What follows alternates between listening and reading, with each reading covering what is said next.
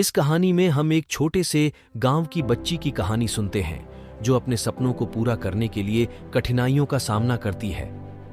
एक छोटे से गांव में लक्ष्मी नाम की एक बच्ची रहती थी। वह बहुत ही संवेदनशील और सपनों की दुनिया में खोई रहने वाली थी। लक्ष्मी के दिल में एक सपना था कि वह एक दिन अपने गांव को ऊंचाइयों तक ले जाएगी और उसे खुशहाली और सम्मान की ऊंचाइयां प्राप्त होंगी। लक्ष्मी के पास गरीबी के कारण कई कठिनाइयां थीं। उसके परिवार को रोजगार की कमी थी और उन्हें बुनियादी आवश्यकताओं को पूरा करने के लिए संघर्ष करना पड़ता था। लेकिन लक्ष्मी नहीं हारी। वह हमेशा अपने सपनों के पीछे लगी रहती थी। उसका पहला कदम उसने शिक्षा में आगे बढ़ाकर उठाया। गांव में उसके स्कूल नहीं था, लेकिन उसने खुद को पढ़ाई के लिए समर्पित कर दिया। वह दूसरे गांव जाती और पढ़ाई के लिए पूरी मेहनत करती। संघर्ष और कठिनाइयों के बावजूद वह अपने लक्ष्य की ओर बढ़ रही थी।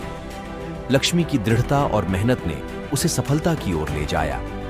उसने अपनी पढ़ाई पूरी की और उच्च शिक्षा हासिल की। जब वह वापस अपने गांव लौटी तो उसने गांव के लिए प्राइवेट स्कूल शुरू किया। वह हर बच्चे को शिक्षित करना चाहती थी।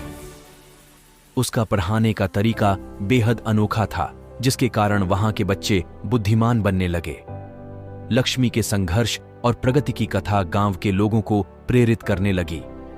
वह उनकी आदर्श बन गई और उन्होंने भी अपने सपनों की पूर्ति के लिए मेहनत करना शुरू कर दिया।